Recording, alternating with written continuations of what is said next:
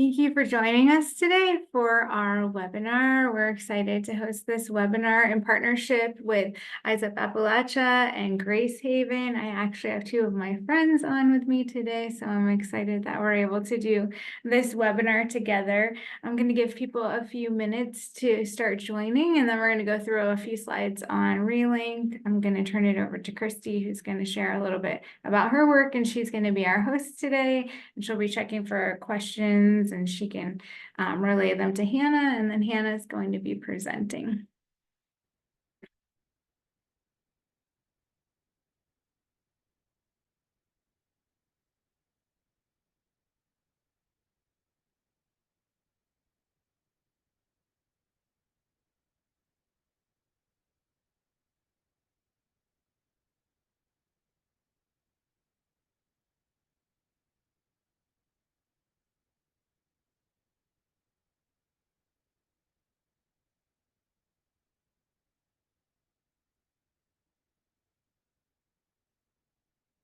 Right, so I'm going to share a little bit about Relink today. So relink.org, we are a database and website in the state of Ohio, and we have over 15,000 resources on our website. We are free to use and free to be listed on. So we are not for profit or through the Dalton Foundation. And what our primary goal is to make it quickly accessible for people to get resources. We always say in 3 clicks and 30 seconds, you can get to a resource. We have all different categories as you see listed when you go on relink.org. Just to show you how quickly and easily it is, you can go on relink.org and click on Find Help Now. And when you do that, you're going to have this first step where you can enter your location. So you can search by city, by zip code, or by county, and you can put in different mile radiuses. You can do by 10 miles, 25 miles, 50 miles, however far out you would like to look for resources. The next step is then choosing your category of care, and we have some different categories that we have listed in Relink: addiction recovery, reentry. As the arrow is pointing to, we have human trafficking. We also have different family services, emergency and crisis numbers, behavioral health, basic needs. That's a big one that a lot of people look in, that would have housing listed, employment opportunities, clothing, food pantries, free furniture, transportation, things like that. And then once you click into an area, then you'll have different options that come up. So for the sake of example, I clicked on the human trafficking portion, the little button that you can click on in Relink, and one of the first things that comes up is crisis. We also have addiction services, employment, education, support services, and prevention and awareness programming. And I circled crisis here because if we click on that, then you'll have these different options of human trafficking hotlines, food pantries, hot meals, clothing, safe houses, and shelters. So I just wanted to give a little example since we're talking about trafficking today and social media, and use how you can go in Relink and find different resources quickly that you might need under that category. I also wanted to point out that when you are on relink.org, you can turn the entire website into Spanish. So you can either look at it in Spanish or it can be in English. So that's one thing that we've been pointing out a lot lately. It seems like something more people have been able to use. I also wanted to let you know, if you are a provider and you are not listed on relink.org, we'd love for you to be listed on there. But also, if you are listed, please go on your page and see what information is on there. We want to make sure everything is up to date and current, that all the information, all of the website information, contact information, phone numbers, hours of operation is current. And you can easily change that and edit it yourself when you click on provider login sign up. It gives you a little box and it'll ask you for your name and your email address. We're not doing anything with those email addresses. It only is just to connect you to that data. And then once you are connected to the page, you can edit the data for your provider. You can change any hours that you need to, any information that you need to keep it current. And you can do that whenever you want. So you don't even need to loop us in or contact us. But if you do have any questions or any bumps in the road, we're happy to help. You can always contact us at relink.org. The CEU will, there'll be one social work CEU that will be awarded for participating in today's webinar. We're going to be passing those out, sending them out next week. So at the end, a survey should pop up. Sometimes it does and sometimes it doesn't, but it's set to pop up. So if you can just take that survey, and if you need a CEU, you can just mark that box. I'll be happy to get those to you next week. If for some reason, like I said, you don't get the survey, you can always contact us at our info@relink.org. You can do that for any information that you might need for provider information, or if you didn't get the survey, or if you'd like to know about our next webinar. This is our next webinar, Taking a Stand Against Sextortion. And Tim and Tamaya Woods will be sharing, along with Christy, will be hosting again the story of what happened to their child, and just a really heartbreaking story of sextortion and how what happened in his life. So if you want to register for that next webinar, you can email us at info@relink.org, or there will be a mass email that'll be going out a couple times this month. And in June, we'll be sending out our newsletter, which will have the recording of this webinar as well as the registration link for the next one. So if you'd like to join our email list, you can let us know at info@relink.org, and we're happy to add your name. So this is just our information here. You can look us up on social media. And once again, there's our phone number and that info@relink.org if you need to contact us.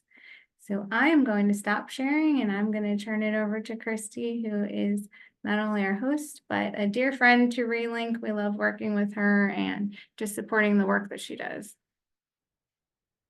Thank you so much, Rachel. Hey, everybody. I'm Christy Bartman. I am the founder of Eyes Up Appalachia, which is an anti-human trafficking initiative working throughout the 32 Appalachian counties to educate, train. I don't do direct service, but I work with a whole lot of people that do. One of the people that I work with is Hannah, and it's in Grace Haven, and certainly they have been my advisors. They have been my co-presenters. They have been so many things to me, and I'm looking forward to working with Hannah today. I wanted to give a brief introduction for Hannah. She is the Director of Community Outreach and Training for Grace Haven, and also serves as the Supervising Case Manager for Grace Haven's Northern Ohio team.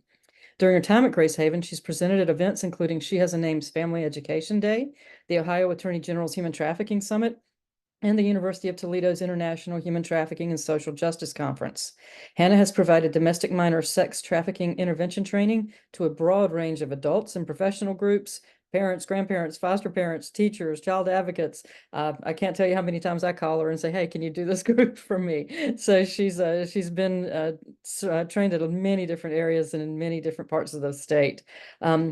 She has also worked with the Columbus Area Educators Human Trafficking Awareness Summit, where she and her team co-hosted the first of those at the Franklin Prep High School this past January. So lots of great things happening. And I also, before we turn it over to Hannah, I want to talk to you just a little bit about what the latest I'm working with Relink on. I've been working at, we've tried to figure out a way to get to transition age youth to help not only with a warm handoff between the youth serving individual or agencies and the adult serving agencies for those youth that need additional help, but also to get some resources in their hands. And Relink came up with the great idea. And basically what we have is information. I've got some cards. Rachel and I both have postcards that tell you, like in 3 easy steps, how to get Relink's needs page on their phone as an app. And that way, as the youth is emancipated, or you've working with the reentry population or any other population, you can get that on their phone. They go straight to the needs page of Relink. They can put in the county that they're in. It comes up with all the crisis lines, the shelters, the employment opportunities, recovery, all those things. And so, I appreciate Relink working with me on those projects, and we're really pleased today to bring Hannah to you on social media. This is something that I hear all the time. Huge interest, huge need. So thank you, Hannah. I'm going to turn it over to you. Thanks so much, Christy.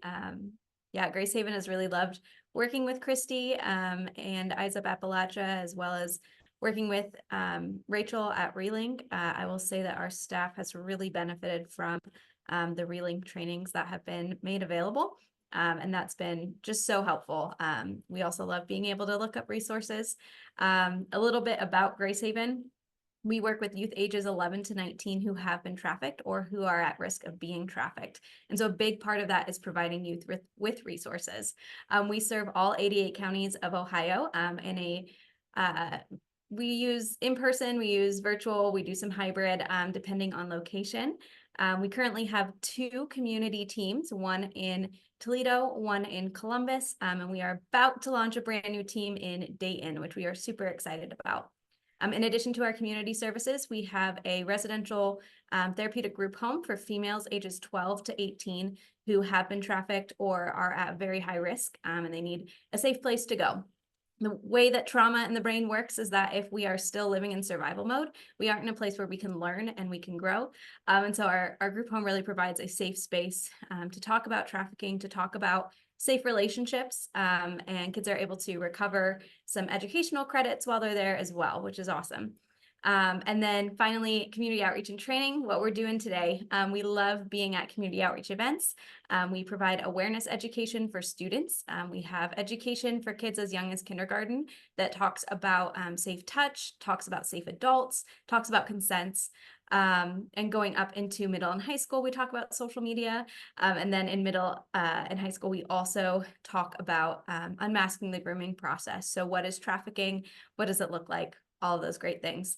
And Christy mentioned we also do intervention training. We love talking to parents, professionals. If you are working with a youth in a specific context, we want to train you.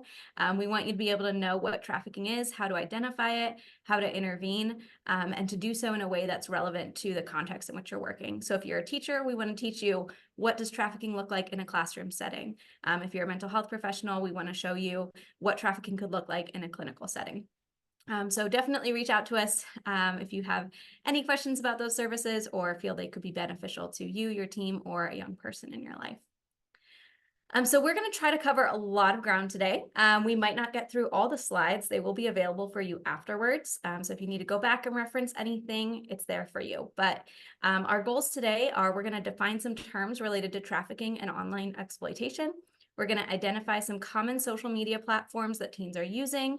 We're going to identify positive and negative effects of social media. There are both. We're going to describe how social media is used in the grooming and recruitment processes of domestic minor sex trafficking, and talk about responding to online exploitation among children and youth. This is a huge topic. I am so excited that we get to talk about it. It's super important, but this is just the tip of the iceberg when it comes to talking about exploitation. I'm not going to spend as much time on domestic minor sex trafficking in general because they've already done, Relink and ISAP Appalachia have already done a great job talking about that. And I'm going to leave a lot of the sextortion information for the Woods family to do in June because they are the experts in that. So that's our little overview of the day. I want to make sure we're all on the same page about what human trafficking is. So human trafficking is making someone perform some kind of labor or service, including a sex act, through the use of force, fraud, or coercion in exchange for anything of value. So that could be money, drugs, a place to sleep, food, belonging, status, protection, clothes, a new phone, hair, nails, the whole gambit. When we're working with adults, we do have to prove from a legal perspective that there has been force, fraud, or coercion. When we are working with minors, so anyone under the age of 18, there is no obligation to prove force, fraud, or coercion. Human sex trafficking in relation to minors is simply any kind of sex act in which anything of value is given or received by any person. That's all it takes for something to be considered trafficking. You'll hear some terms thrown around both in this presentation and as you're engaging in this work that I wanted to make sure we're on the same page about. The first is the commercial sexual exploitation of children, or CSEC. This can be any kind of crimes and activities that involve the sexual abuse or exploitation of a child for the financial benefit, again, or non-monetary benefit of any person. We want to define a commercial sex act as well. So that is, again, any sex act where anything of value is traded for sexual activity. Finally, domestic minor sex trafficking, also known as DMST. Basically, that is commercial sexual exploitation of children that's happening in the United States. This is the population that Grace Haven works with most. So usually we are working with youth who are from the United States being trafficked in the United States, often in their own homes or neighborhoods. And so, yeah, that's the general overview. Another term you're going to hear today is CSAM, child sexual abuse materials. This is also known as child pornography, but we're trying to move to this term of CSAM because we need to call it what it is. Any child pornography is involving the child sexual abuse. So we want to call it what it is. It could be images, it could be videos. The thing about CSAM and social media is a huge part of this. A child isn't just exploited once when the photo is taken. They're exploited over and over and over again every single time these images or videos are viewed or shared. So what is the scope of the problem of CSAM? Before we get into some statistics, just a disclaimer. We will never have accurate statistics for child sex trafficking or child exploitation. Traffickers and child abusers aren't necessarily ever going to come up and say, oh, hey, I victimized this many kids this year. We don't have kids that are self-identifying, partly because that's a hard thing to do, to identify as a victim, partly because they don't always know that they're a victim, and partly because the way that these abusers work is they convince the kids that they are doing this willingly, or that the person loves them. And so they don't have a category for this being victimization. So I'm going to give you numbers, but all of these numbers are going to be significantly lower than what they are in reality. This is just a snapshot. We have within a 2-year span, there were 19,100 victims of CSAM identified by law enforcement. There were 82 million cyber tip line reports of images that were online. There were over 322 million images and videos of CSAM that were reviewed by the Child Victim Identification Program. 78% of this content was female, 15% was male. The children were most likely to be prepubescent, and boys were typically younger than the girls were. Boys were also more likely to be subjected to very explicit or very egregious abuse. So, again, before we jump in, we kind of have the scope of the problem, we kind of have our definitions. We want to talk about social media. When I talk to teenagers, I ask the question, how social are you? And part of that narrative is we want to see, how many social media sites are you on? What does that look like? How many followers do you have? Because the greater your online presence, the greater your vulnerability to exploitation. So let's just go through a couple of these apps, kind of a pop quiz style. We'll go one at a time. You're going to see a combo of gaming platforms as well as social media platforms.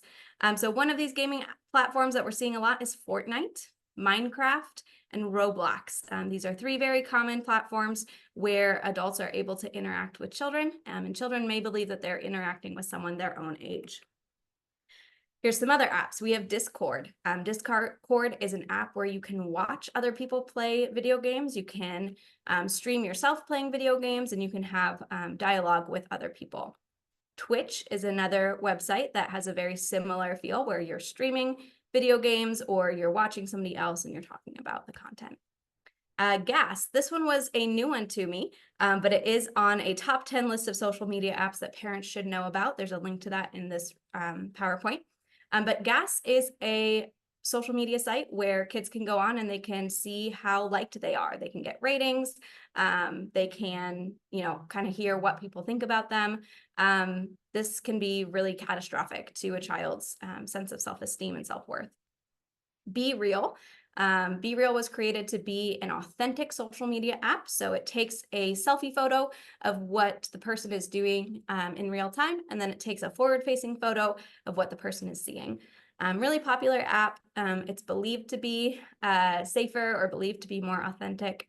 But of course, any app can be abused in many ways. This is X, formerly known as Twitter, less common among teenagers, but still one that's being used. And this is Reddit. Reddit is an interesting rabbit hole of social media where you can find conversations about any topic, some of it being very basic, some of it being very explicit.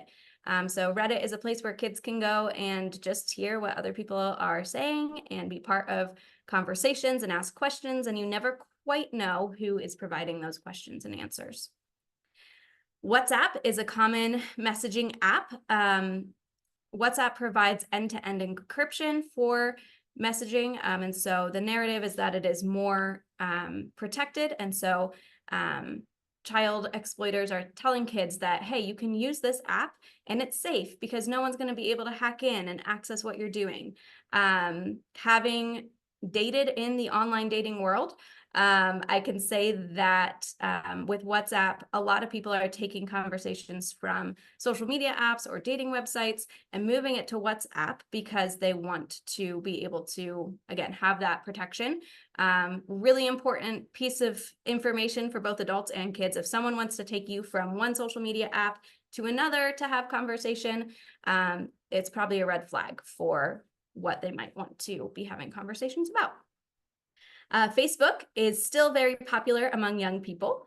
Instagram even more so. Snapchat is our other, probably one of the favorite ones among teenagers. So where Facebook, you can post your words and your pictures. Instagram is mostly focused on pictures. Snapchat is pictures in real time. Snapchat also has a location sharing feature. It also has been marketed as being more safe because once the image is opened, it disappears. However, Snapchat has changed over the years. You can now save images in the chat. Anyone can always take a screenshot of a photo. In recent years, they've changed Snapchat to where if I take a screenshot of somebody's image, they're going to get a notification that I've done that. Of course, at that point, it's too late for me to go back and say, hey, I didn't want you to take a screenshot of that. Please don't do that. It's already out there. Another thing that child abusers are doing is they are using a different device to take pictures of the images shared on Snapchat so that the person doesn't ever actually get the notification that a screenshot was taken. So Snapchat is one of those that masquerades as a very safe app, but can be used in really detrimental ways. TikTok, of course, is very popular with youth these days. Definitely took off during the pandemic and continues to be very popular. And one of the most common social media sites is YouTube. I know it's probably weird as adults to think about YouTube as social media, but I actually have friends who met their spouses on YouTube or met their significant others. Again, it's a site where you can have a lot of discourse with other people. You're sharing videos, so it gives people a glimpse into your real life. And for kids that haven't necessarily learned about healthy boundaries yet, they may be oversharing on YouTube or accessing content that's unsafe. So let's talk about the positive effects of social media. Like I said, they exist. Social media can provide a sense of connection and community to youth. It gives them access to information and learning opportunities. For example, those sites like Reddit, you can go and find as many recipes as you want, find as much advice as you want. It also provides opportunities to develop social skills. So while it might not develop those face-to-face social skills, kids can start to learn what does it look like to get to know somebody? What does it look like to ask questions? What does it look like, to have conversations with people? Translating that to real life can be a struggle, but it does give them a social outlet. Social media can provide access to diverse peer groups that someone in a rural or very homogeneous population might not be able to experience otherwise. It connects us with people all over the world, and that's amazing. Social media can help manage stress. I have a lot of youth that I work with who, as we're making safety plans and talking about coping skills, they just love being able to check out and play some reels and just let Facebook show them funny videos. Social media can increase access to mental health services. There's been a lot of mental health awareness that has happened on social media platforms, and we can share, hey, here's this app that I use for mental health, or hey, here's an advertisement for a mental health place in my area. It can introduce kids to new hobbies and interests, which for the most part is good. And it can contribute to positive identity and positive self-esteem as kids are interacting with other people that are like them. those diverse peer groups. Maybe there isn't someone in their community physically that they connect with, but here's this person online and I'm learning that my experience is normal, or that there are other people that feel the way that I do. 58% of youth say that social media helps them feel more accepted. 67% say social media gives them a support system. 71% of youth say social media provides them with a creative outlet, especially with those apps like YouTube and TikTok. And 80% of youth say social media helps them feel more connected to what's going on in their friends' lives. Of course, there are some negative effects of social media as well. Some of this information has been given to us by the Ohio State Bar Foundation, and other resources are marked in the PowerPoint, and you can find them at the end of the slideshow. So the average teenager is spending 4.8 hours on social media per day. Research shows, though, that if you are spending 3 to 4 hours per day, it's contributing to increased mental health concerns. Between 2009 and 2019, there was a 50 to 150% increase in mood disorders among youth, a 180% increase in self-harm, and a 53% increase in suicide between the years of 2010 and 2020. A lot of this has to do with the increase of social media, and these numbers have been contributed to that. Quick note, girls are spending about an hour more on social media than boys each day. For girls, TikTok is the most common app, and for boys, YouTube is the most common social media app. Cyberbullying is a huge effect of social media. It's known as electronic aggression, and it is illegal because it's considered menacing. Cyberbullying is predominantly conducted through cell phones, computers, and tablets, and can involve harassing, tormenting, humiliating, embarrassing, or just being plain mean. The thing about cyberbullying is that the screen provides a form of anonymity. So something that I might not say to someone in person, where I can see their reactions and where it takes a lot of gut to like speak up and say what I'm thinking, on the screen, I feel disconnected from that. And so I feel much more empowered to say whatever I want because I don't have to deal with the consequences right in front of me. What we're here to talk about today, though, as a negative effect of social media, though, is the commercial sexual exploitation of children. It's where social media meets sex trafficking. I'd like to show you a video. This is just about a 3-minute video, and it is talking about a larger 11-minute video that I just, for the sake of time, didn't want to share today, but encourage you to check out. There's an organization called BARC that provides parental controls for families that helps keep kids safe. And they did a social experiment a few years ago where a mom went undercover and they were able to figure out what does it actually look like for a child to be exploited online. How does that happen? How quickly does it happen? Who are the predators, etc. So I'm going to go ahead and play this. Christy, could you just let me know if there's issues with the audio? That'd be great. Who goes online to expose possible child predators. We spoke with her earlier this month, and now she's coming forward, revealing her true identity in an important new documentary for parents. She sat down with TJ. TJ, how are you, man? Hey, hello once again. And look, we introduced you to this woman a few weeks ago. It wasn't much of an introduction because we told you her name was Sloan. It's not. And we didn't show you her face. Well, she's coming forward now to reveal who she is in the interest of furthering their message. And the truth about her really is that she is the mother of young children, and she has worked for years for an organization committed to protecting children online. This suburban mom transforms herself into an underage girl online, all to document the world of online predators. At the time, she hid her face everywhere and on GMA to protect her identity and safety. Lots of parents might say, well, my kid would never post anything remotely salacious. What we've been able to demonstrate with these is that they're still susceptible to being targeted. Sloan, her pseudonym, is the head of a special projects team at BARC, an online monitoring service that works with schools and parents to track kids' social media use. The team created personas for her as a teen and tween girl online to educate parents. And now she says because her work has become highlighted online and things have come to closure on the legal end, she can share her identity. I am able to show an unpixelated version of my face. We would create a fictitious 15-year-old girl. Bark also releasing a new short film showing the dangers kids could face online. I'm 37, but our graphic designers assured me they could magically make me look over 2 decades younger. What has happened since that story aired? There have been so many emails from survivors who have said, I feel validated. They certainly are behind the motivation to keep working on this. The film shows how her team transformed her, choosing age-appropriate clothing and using makeup and software to go from this to this. After she posts, the responses she gets, shocking. Part of the film also shows her meeting a man who she says contacted her online. What is the takeaway for a parent to see you put in that position? All of us who want to protect society's most vulnerable, we can actually move the needle in the right direction when it comes to child sex abuse.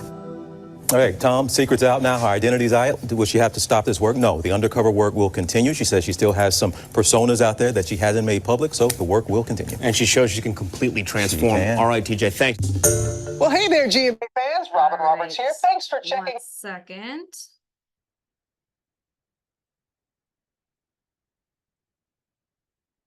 Those technology transitions are always tough.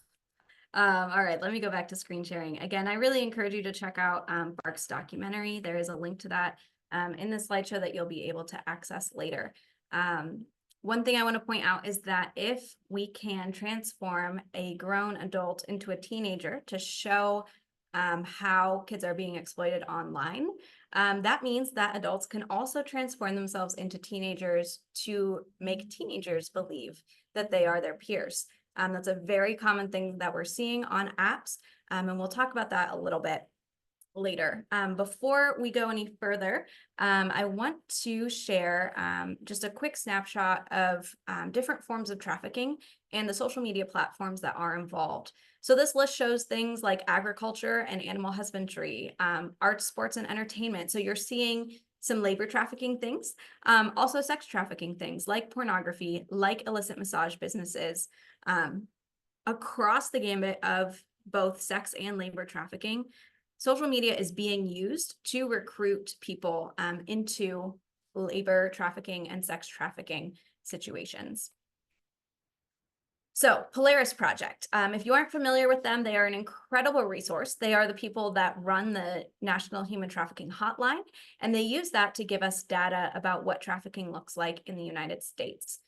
So between January 2015 and December 2017, they, through the National Human Trafficking Hotline, identified 845 potential victims of online exploitation.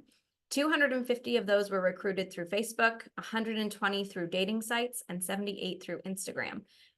This is just a small snapshot. Again, only 845 victims are represented here. But looking at those numbers, I mean, the Facebook recruitment is huge. The dating sites also huge. There's a few examples there of some of the more common ones. Recruiting during the pandemic. So for context, during COVID-19, we sent kids home with data-enabled devices or with access to Wi-Fi so that they could do school. This also meant that they had more access to lots of other online things that they shouldn't have been doing. And because these devices were being used outside of the classroom, there wasn't always someone monitoring their computer use. Schools in general do a pretty good job of having filters on their school computers, but kids are also super smart and learn ways to get around those systems. So we sent kids home with devices. Sometimes middle and high schoolers were home alone during the day without adult supervision. And again, when you're not able to go do things outside of the house, kids were entertaining themselves through their devices as well. So not only are they using devices during the day, but also in their free time as well. What happened during COVID is we saw a decrease in recruiting for sex trafficking through strip clubs, as well as a decrease in recruiting for trafficking in foster homes, and a decrease in recruiting for sex trafficking in schools. What we did see was that online recruiting increased by 22%. There was a 125% increase of sex trafficking recruiting happening on Facebook and a 95% increase on Instagram. Sorry for that typo. That should say Instagram. So what does this look like? We're going to talk about the grooming process, and that's how a lot of this recruiting happens. Grooming is the intentional process of preparing someone for a particular purpose or activity. When we're talking about sexual exploitation on the internet, this particular activity is commercial sex activity. So whether that is sending images or videos, or whether that is grooming a child to actually physically sell sex. Offenders approach victims online with the internet with the intent of obtaining revealing images or photos, or for meeting them in person. And again, that Bark documentary does a great job of showing you both ends of that spectrum. So like I mentioned earlier, when we talk to teenagers, we talk about unmasking the stages of grooming. Typically, we're doing this in a full 45-minute presentation. We are going to fly through it in about 20 minutes. So let's see how we do here. The first step in grooming when it comes to sexual exploitation is targeting. So a trafficker is looking for a youth who might be an easy target. How do they know that they're an easy target? They are looking for vulnerabilities. So they might be looking on social media. Fun fact, if you use a hashtag in a social media post, even if you have a private account, it makes that post public. So when a teenager is posting hashtag 16 and single or hashtag can't wait till I turn 18, those are things that traffickers can look at to see, all right, where's a youth that might be in a vulnerable situation? What are they willing to share with the world? Because if they're willing to make a post about their loneliness or about their physical needs public, then they might be willing to share some other information with strangers as well. So some of the common vulnerabilities that are true for youth who are likely to be trafficked and can be seen online are homelessness or running away. LGBTQ youth. LGBTQ youth are 120 times more likely than their peers to experience homelessness. So that puts them in that category of homeless and running away as well. Youth who are involved with the juvenile justice system. If there's substance use, low self-esteem is a huge one. And it's a really easy one to spot on social media. Traffickers are looking for unaddressed mental health needs, risk-taking behaviors, a desire or difficulty to fit in among peers, struggling in school or dropping out, early sexual activity or developmentally inappropriate sexual behaviors. They're looking for sexually explicit content online. They're looking for poverty so that they can help meet kids' needs and wants. They're looking for a lack of supervision, both in person and online. And some of the easy places that they're looking for that are single parent households, households where there's kinship care providers. Kinship care is when a family member, so an aunt, uncle, grandparent, etc., is raising a child instead of that child being in the foster care system. It is an incredible strength to foster kids to be in a kinship setting. The challenge is that you have grandparents who didn't grow up with social media or may not even be on social media, raising teenagers that are constantly on social media, and that can be really hard. Another risk factor is having a parent or parents who are incarcerated. Again, a lot of this just comes down to when you are stretched thin, you aren't always able to provide the same level of supervision.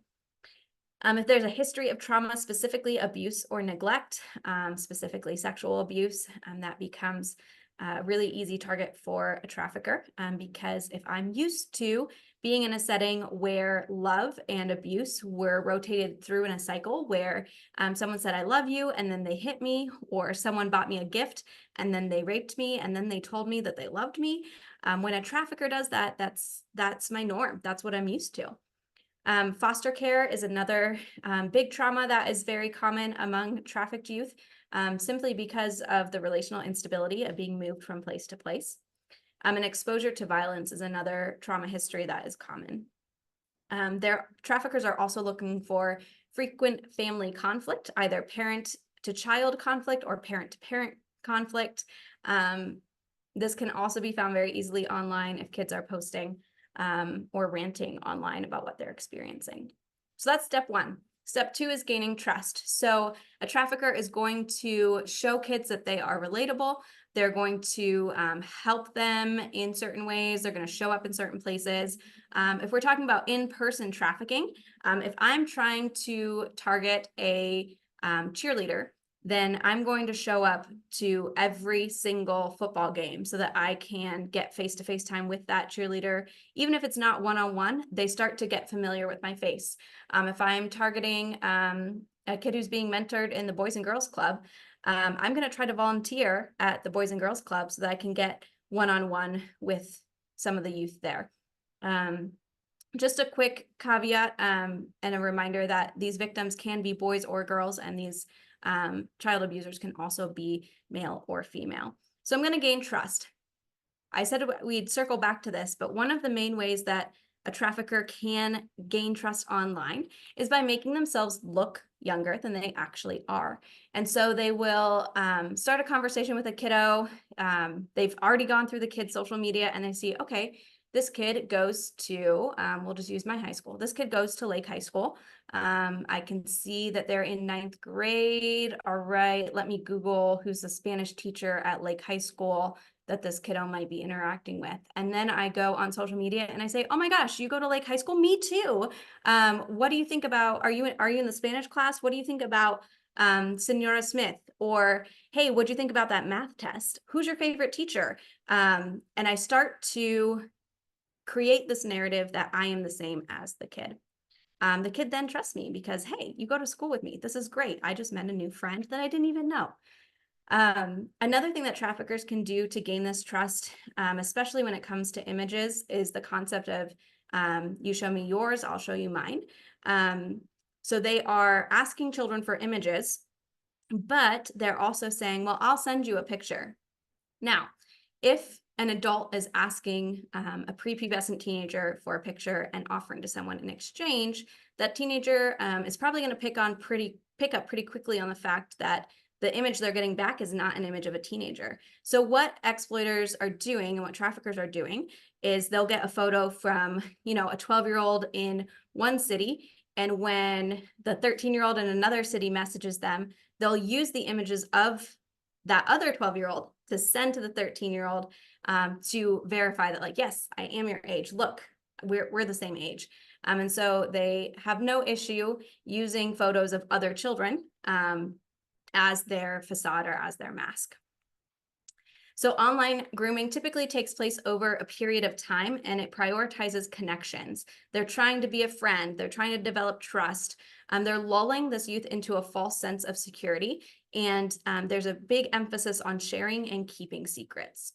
The next step is filling a need. So I mentioned all of those vulnerabilities earlier. This is where the trafficker actually tries to meet those vulnerabilities. So needs that a trafficker could meet could be love, belonging, attention, a place to stay, food, clothes, drug or alcohol. For transgender teens, having a trafficker who offers hormone replacement therapy or access to surgery. Protection, it can be wants, technology, shoes, nails, hair. Money is a need, and teen pregnancy creates a need. Let's look at that one of technology. If I am talking with a kid on an app like Discord, and we're connecting over a video game that we both like, and a brand new edition of that video game is about to come out, and the kiddo is saying, I really wish I could play that new game, but I just can't afford it. Or my parents said we don't have money for it. As a trafficker, I can then say, well, no worries, I have the new game. Why don't you meet me at my place and we can play this game anytime you want? Or I'll buy you that game. And then they can turn it into a situation where, hey, I bought you that game, now you owe me one, and turn that into an opportunity to ask the child for sexually explicit content or commercial sex acts.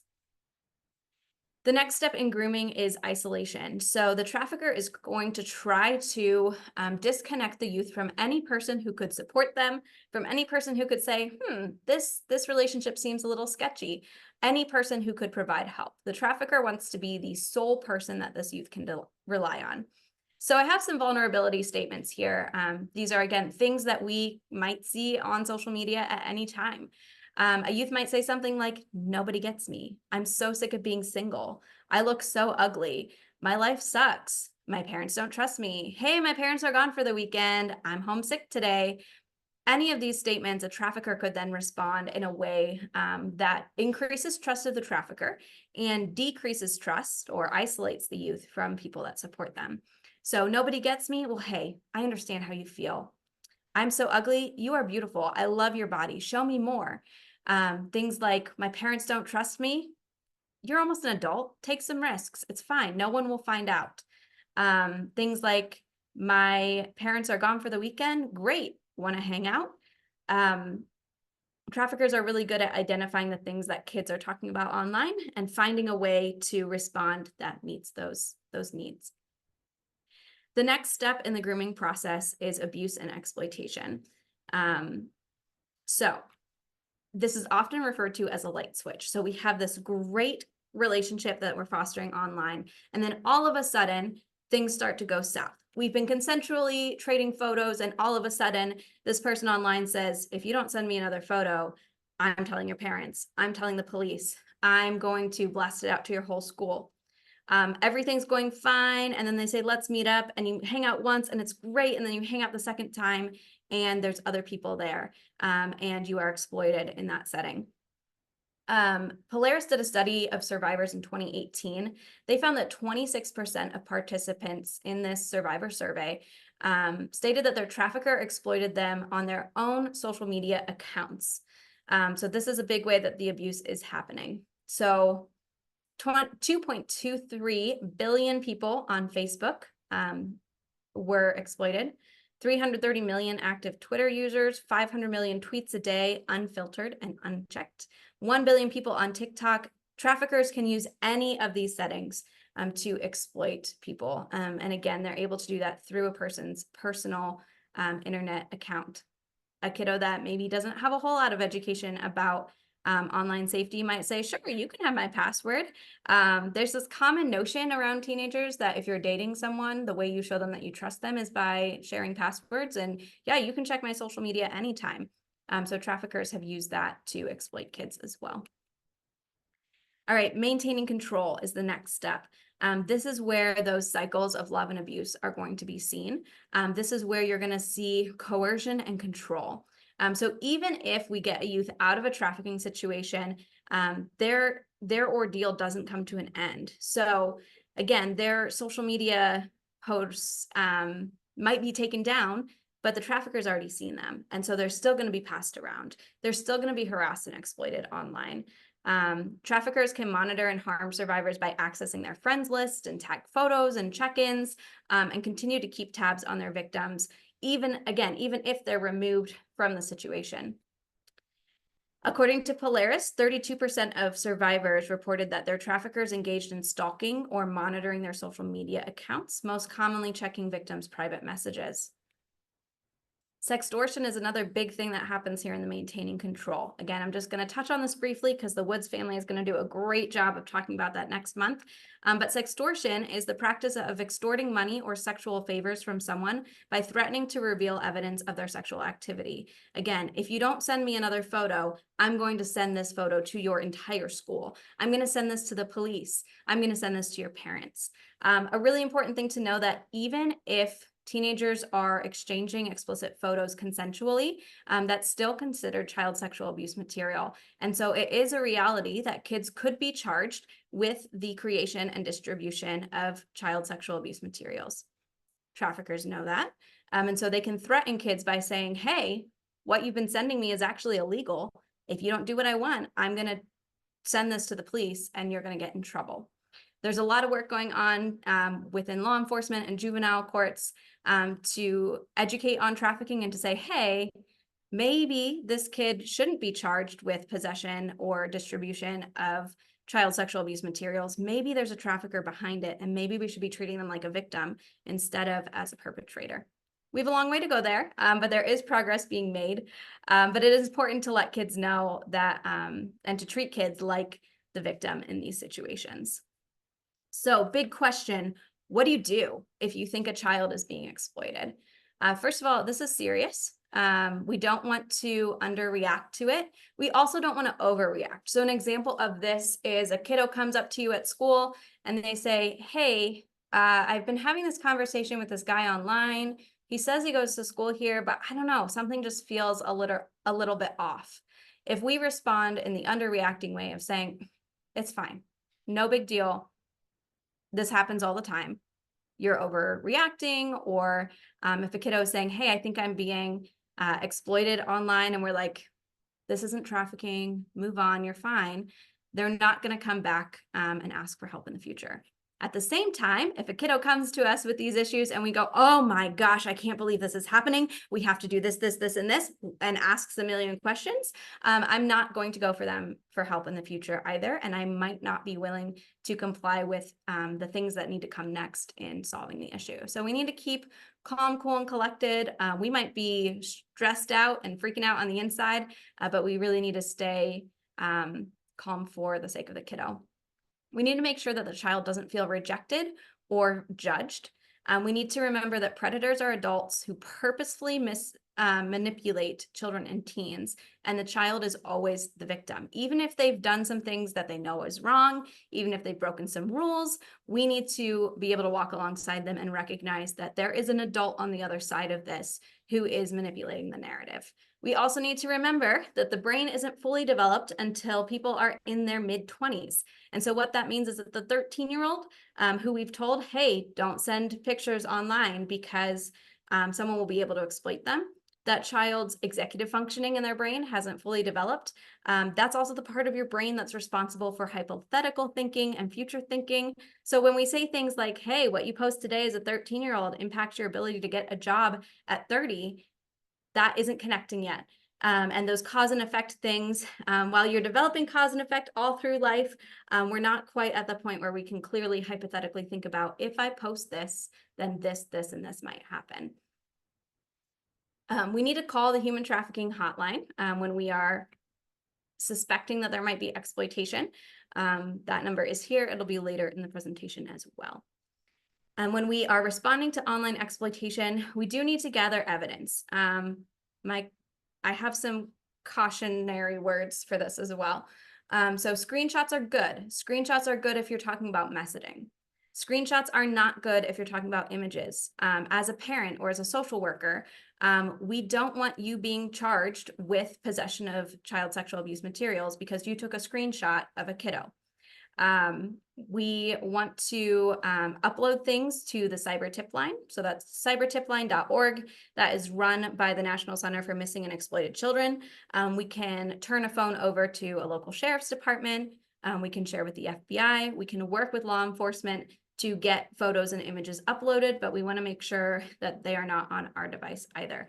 It's a really tough catch-22, and we want to believe that in good faith, a law enforcement or a court would say, hey, we understand you were just trying to help, but we also don't want to risk that photo getting leaked to more people or an adult getting in trouble for trying to help a kiddo.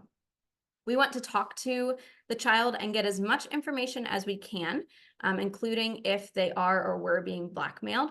Again, we want to do this in a really conversational, relational way. It is not our job to investigate the situation. That's the job of law enforcement. And so we need to get enough information to make a report, but we also don't need to interrogate. This is probably a traumatic experience for the kiddo. They're probably feeling a lot of guilt and shame about what has happened. And so anything we can do to just get the information that we need, but not interrogate. It's a hard line to find, but it is really important. We need to go onto the apps and social media or gaming services and report the person who is exploiting the child. We also want to make sure that that person is blocked, and we want to check multiple apps, social media, and games to make sure they are blocked on all of those platforms and make sure they are reported on all of those platforms. Like I shared earlier, traffickers and child predators are really good at bouncing from one app to another because it's so much harder to get caught that way. So some resources for you. National Human Trafficking Hotline, really easy number to remember. It's 888 on the ends, 3737 in the middle. The National Center for Missing and Exploited Children, like I said, they're the ones that run the cyber tip line.